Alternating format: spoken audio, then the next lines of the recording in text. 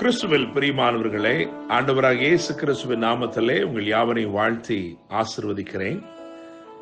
இந்த நாளுக்கென்று தேவன் நமக்கு அருளியிருக்கும் ஜீவ வார்த்தை எரேமியா தீர்க்க தரிசன புஸ்தகம் 31 அதிகாரம் 25வது வசனம்.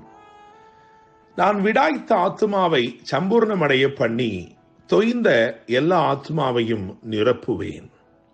என கேட்கிற தேவனுடைய பிள்ளைகளே, இந்த அருமையான நாளிலே தேவன் நம்முடைய எல்லாவற்றையும் எல்லாவற்றாலும் நிரப்புகிறவராக வெளிப்படுகிறார். அவர் வெற்றிடங்களை வெறுமையாய் விட்டு செல்பவர் அல்ல. நான் விடாய்த்த ஆத்துமாவை சம்பூர்ணம் அடைய பண்ணி தொய்ந்த எல்லா ஆத்துமாவையும் நிரப்புவேன் என்று வாக்கு பண்ணியிருக்கிறார். இந்த நாள் விடாய்த்து போனவர்களுக்கு ஒரு விசேஷமான நன்மை நிச்சயம் உண்டு. தொய்ந்து போனவர்களுக்கு ஒரு தேற்றரவு உண்டு. இந்த காலை வேளையில 2 தரப்பினர்களை உங்களுக்கு முன்பதாக நான் நிறுத்தும்படிக்கு விரும்புகிறேன். விடாய்த்தவர்கள் என்று வேதம் வெளிச்சம் போட்டு காட்டும் 2 தரப்பினர்களை உங்களுக்கு முன்பதாக நான் நிறுத்த விரும்புகிறேன். இந்த நாளிலே நிச்சயமாய் தேவன் விடாய்த்த ஆத்மாவை சம்பூர்ணம் அடைய பண்ணி தொய்ந்து போன எல்லா ஆத்மாவையும் நிரப்புவேன் என்று வாக்கு பண்ணியிருக்கிறார். நிச்சயமாய் தேவன் அப்படியே நிரப்புவார். தேவனுடைய பிள்ளைகளே, நான் இந்த 2 தரப்பினர், அதாவது விடாய்த்து போனவர்கள் என்று அறியப்பட்ட இந்த 2 தரப்பினரை உங்களுக்கு முன்பதாய் நிறுத்தி, கர்த்தருடைய வார்த்தை எவ்வளவு உண்மையுள்ளது, அவர் சொல்லியும் செய்யாதிருப்பாரோ, வசனித்தும் நிறைவேற்றாதிருப்பாரோ என்று எழுதியிருக்கிறதே, அந்த வார்த்தையை, அந்த தேவ சத்தியத்தை நீங்கள் விளங்கிக் கொள்ளும்படிக்கு கர்த்தர் உதவி செய்வாராக. நியாயாதிபதிகளின் புஸ்தகம் 8ஆம் அதிகாரம் 4வது வசனம், அதை வாசித்து பார்க்கும் பொழுது, கிதியோனும் அவனோடு இருந்த 300 பேரும் அவர்கள் விடாய்த்திருந்தும் அவர்கள் சத்துருவை தொடர்ந்தார்கள் என்று எழுதியிருக்கிறது. யோர்தானை கடக்கும் அந்த இடத்திலே யோர்தானின் துறைகளை முந்தி பிடித்துக் கொள்ளும்படிக்கு எப்பிராயீமியர் அழைக்கப்படுகிறார்கள். எப்பிராயீமர் அங்கே வந்து அவர்கள் துறைகளை முந்தி பிடித்துக் கொண்டு அங்கே ஒரு பெரிய கொண்டாட்டம் ஒன்று நடந்து கொண்டிருக்கிறது. ஓரேப், சேப் என்பவர்கள் அங்கே சங்கரிக்கப்பட்டிருக்கிறார்கள். ஒரு பெரிய கொண்டாட்டம் நடந்து கொண்டிருக்கிறது.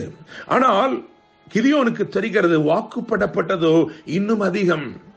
வாக்கு பண்ணப்பட்டதிலே பாதியைத்தான் இப்பொழுது நாம் சுதந்திரித்திருக்கிறோம், பாதியின் மேல் தான் ஜெயம் எடுத்திருக்கிறோம், விடாய்த்திருக்கிறோம். ஆயினும் நாம் தொடரவில்லை என்றால் சம்பூர்ணமான நன்மைகள் கிடைக்காது என்று சொல்லி அவனோடு இருந்த 300 பேரும் அவர்கள் விடாய்த்திருந்தும் சத்துருவை விடாமல் துரத்தினார்கள். அவர்கள் சேபாவுக்கும் சல்முனாவுக்கும் நேராக அவர்கள் புறப்பட்டு போனார்கள். என கேட்கிற தேவனுடைய பிள்ளைகளே, அவர்கள் விடாய்த்திருந்தும் தொடர்ந்தபடியினால் வேதம் சொல்லுகிறது, அவர்கள் சம்பூர்ணமான ஜெயத்தை பெற்றுக் கொண்டார்கள். எல்லார் மேலும் அவன் ஜெயத்தை பெற்றவனாய், அவன் எல்லாவற்றையும் திருப்பிக் கொண்டவனாய், அவனோடு இருந்த 300 பேரும் திரும்பி வந்தார்கள். என கேட்கிற தேவனுடைய பிள்ளைகளே, சத்துருக்களின் கொள்ளை மட்டுமல்ல, அங்கே இவன் விதைத்தது மாத்திரமல்ல, விதையாத நிலத்தையும், அதாவது விதையாத விளைச்சலையும் அவன் சுதந்திரித்துக் கொண்டான். கிதியோன் விதைத்தது கொஞ்சம், ஆனால் விதையாமலே விளைந்தது அதிகம். அவைகளை எல்லாம் அவன் சுதந்திரித்துக் கொண்டான். சம்பூர்ணமான நன்மை. இன்னுமாக 2வதாக நீங்கள் பார்க்கும் பொழுது 1 சாமுவேல் 30ஆம் அதிகாரம் 10ஆம் வசனம், அங்கே வாசிக்கும் பொழுது வேதம் என்ன சொல்லுகிறது என்றால், தாவீது 400 பேரோடு கூட தொடர்ந்து போனான். 200 பேர் விடாய்த்து போனபடியினால் பேசோர் ஆற்றை கடக்க மாட்டாமல் நின்று போனார்கள்.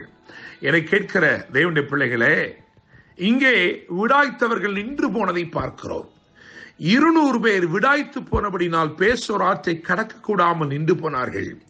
என கேட்கும் தேவனுடைய ஜனமே, சில நேரங்கள் விடாய்த்திருந்தும் நாம் தொடருகிறோம், சில நேரங்கள் விடாய்த்து போனபடினால் நாம் விட்டு விடுகிறோம். தொடர முடியவில்லையே என்று அவர்கள் பலட்சயப்பட்டவர்களாய் நின்று கொண்டார்கள்.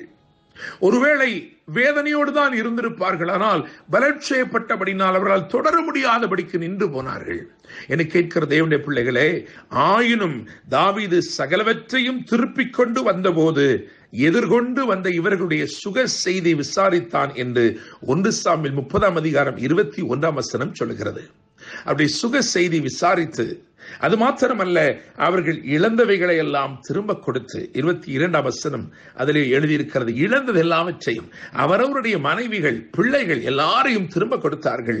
மாத்திரமல்ல, 23 வாசிக்கும் பொழுது ஆசீர்வாத பங்கு, தாவீது எந்த ஆசீர்வாத பங்கை உடையவனாய் இருந்தானோ அந்த ஆசீர்வாத பங்கை அப்படியே எல்லாருக்கும் கொடுக்கிறான். யுத்தம் செய்தவர்கள் பெற்றுக்கொண்டதற்கு சரி பங்காக விடாய்த்து போனவர்களும் சுதந்திரித்துக் கொண்டார்கள்.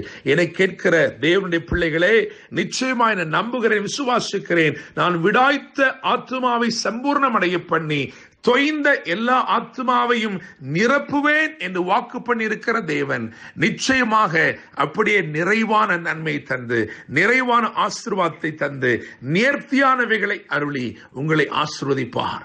ஒருவேளை விடாய்த்து போன காரியத்திலே நீங்கள் வெற்றி பெற்றவர்களாய் நிற்கலாம், அல்லது விடாய்த்து போன காரியத்தை நிமித்தமாய் வளர்ச்சிப்பட்டவர்களாய் நிற்கலாம். எப்படி இருந்தாலும் கர்த்தர் உங்களுக்காக சம்பூர்ணமானவைகளை அனுப்பி உங்கள் ஆத்துமாவை நன்மை நிரப்புவார். நிச்சயமாய் தேவன் இந்த வார்த்தைகள் மூலமாய் இன்று உங்களை ஆசீர்வதிப்பாராக. என்று அன்புடன் pastor Daniel Moses. God bless you.